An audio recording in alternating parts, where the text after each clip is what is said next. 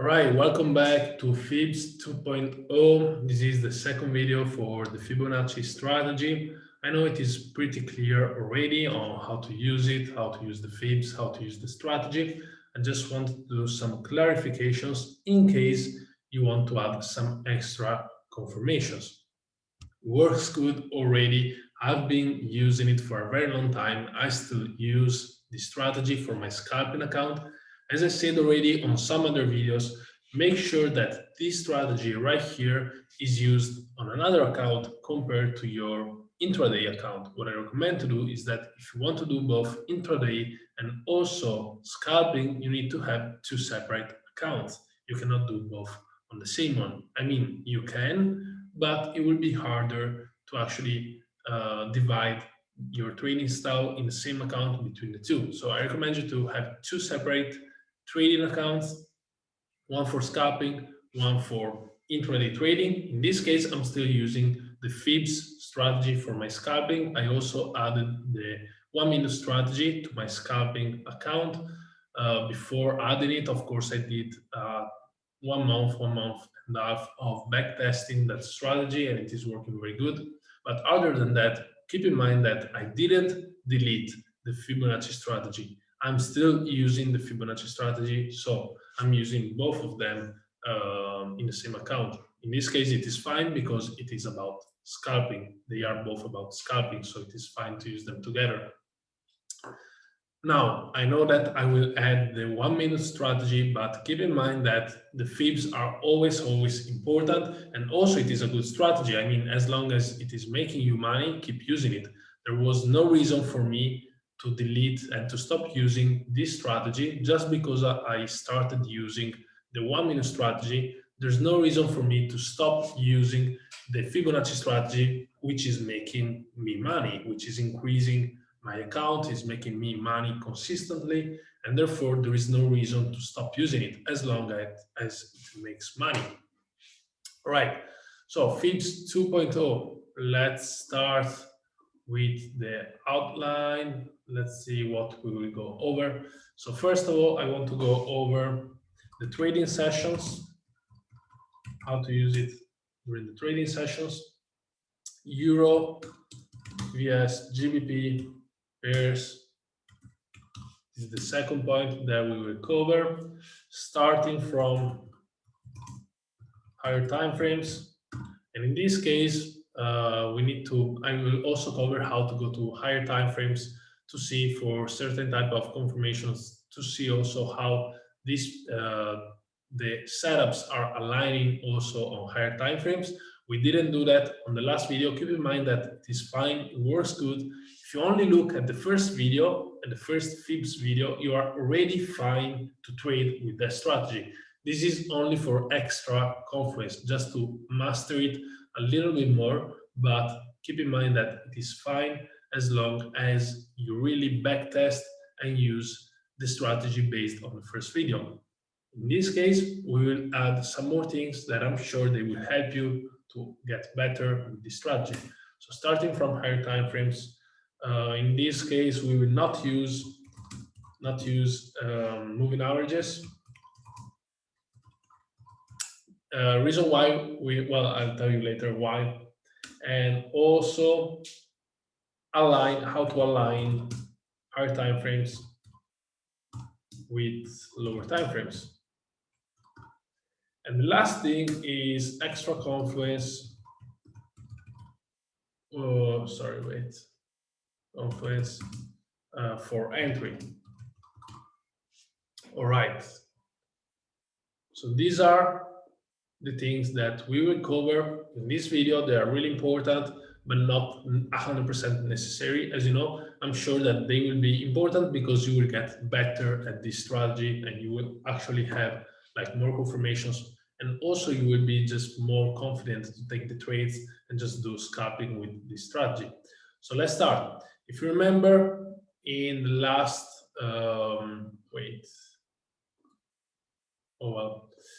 if you remember in the last video about Fibs, we talked about how we have to use the indicator for the trading sessions. I mean, The indicator is not necessary as long as you know in which trading session you're trading. So in this case, just keep in mind that you need to learn in which session you are trading, whether it is the London session, the New York session, or the Tokyo session, the Asian session. So you need to learn which session you're trading, and you can use this strategy in any session. The problem is that, which is not really a problem, is that you need to actually identify the pairs that are good for that particular session. So if you want, maybe you are in Australia or I don't know, wherever, and you can trade only during the Tokyo session. In this case, the Tokyo session is actually the one where you have the least choice. You don't have many pairs to choose for this strategy, and you can use all the pairs that involve the JPY, right? Use the pairs that involve the JPY, and you can trade during the Tokyo session, and you're fine. Just make sure you have the JPY. Maybe if it is AUD JPY, even better, because the AUD might move during night, or also the NZD. So make sure the JPY is involved, and then whether it is the NZD, the AUD, or also it is fine also if it is the US dollar or the euro. But I'm just saying the best is if you have all of the two currencies that correspond to having a decent volume during those hours. So NZD, JPY, Euro JPY, no, but it is still fine because you have the JPY. So you have the JPY and it is fine. You have the Euro, which is not great, but still you can trade it. AUD JPY is great. CAD JPY, so-so, and you know, JPY, you can still trade it because there is the JPY.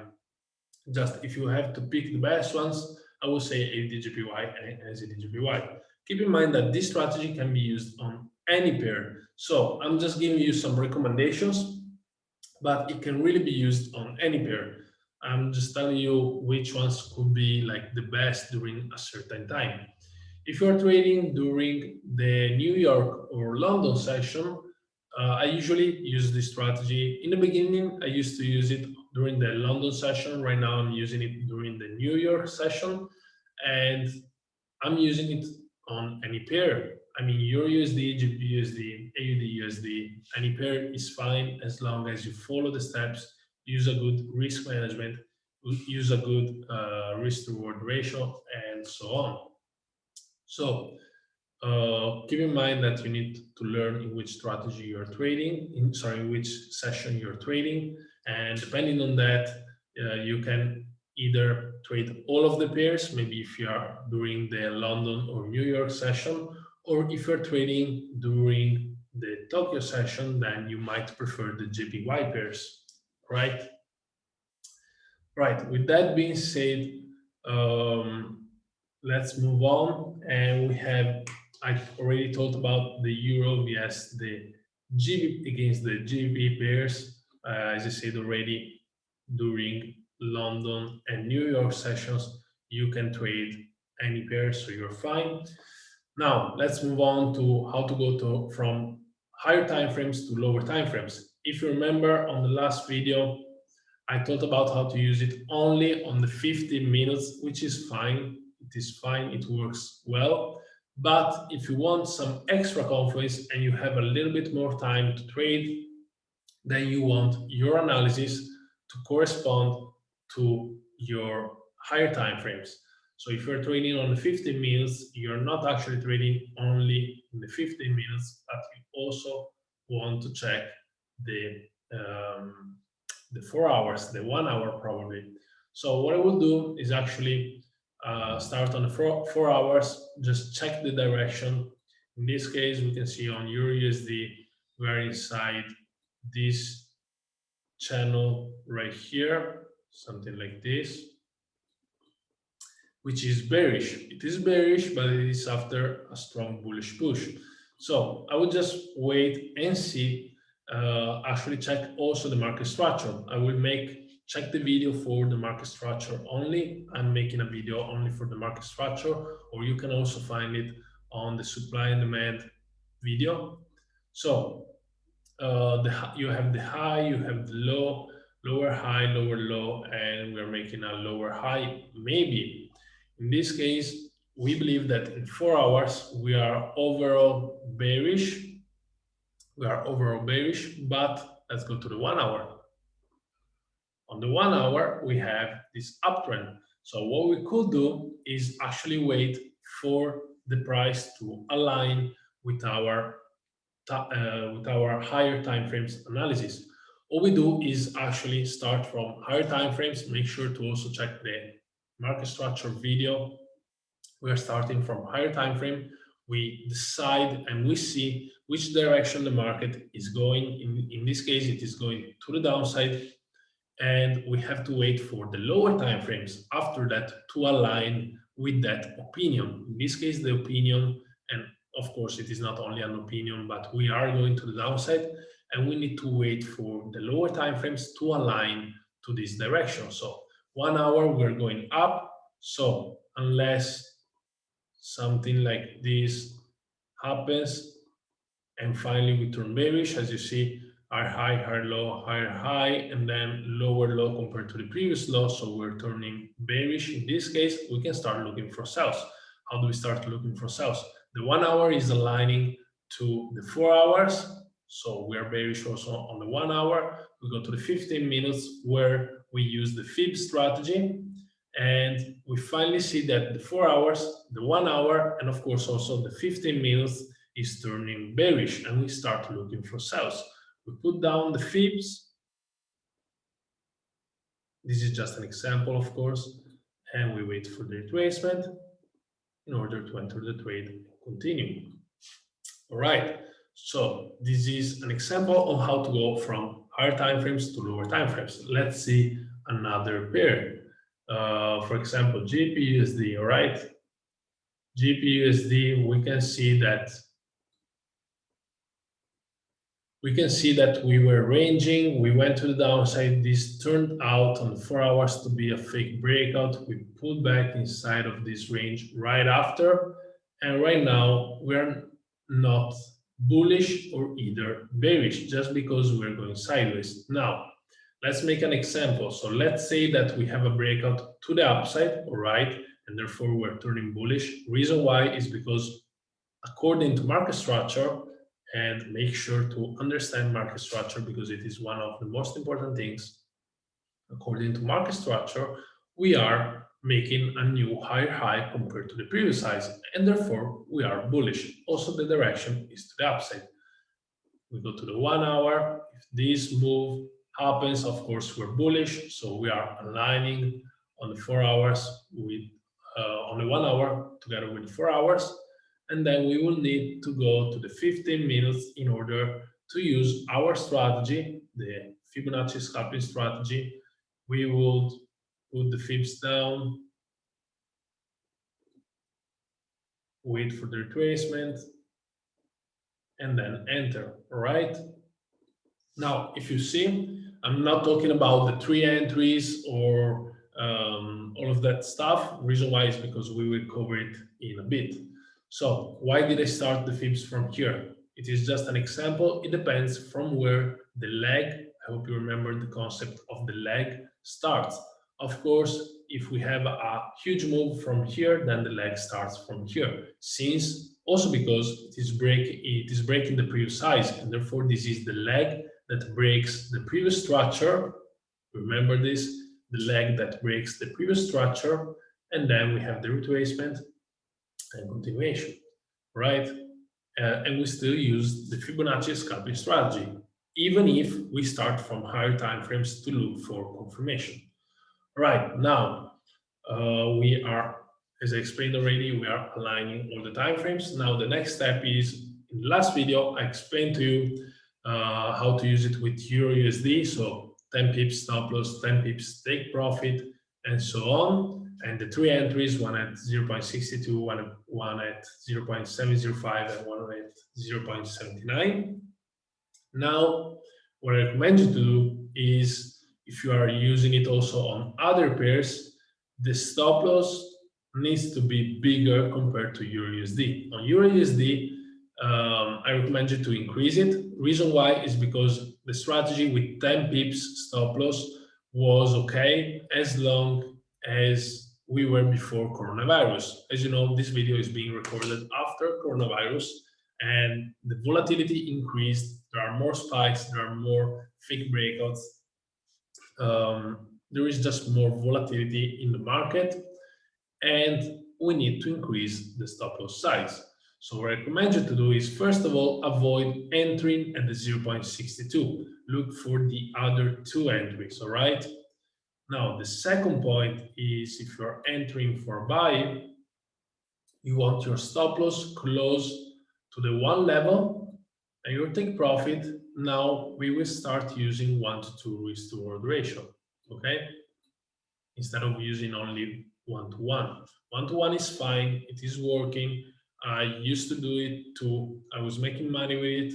I decided that I preferred, and I tested it for a bit before actually putting the new video. I decided that as soon as I see that we go right here, where we are about 1 to 1 risk to reward, I will put my stop loss at entry, and I will wait for my take profit to be hit at 1 to 2 risk to reward ratio.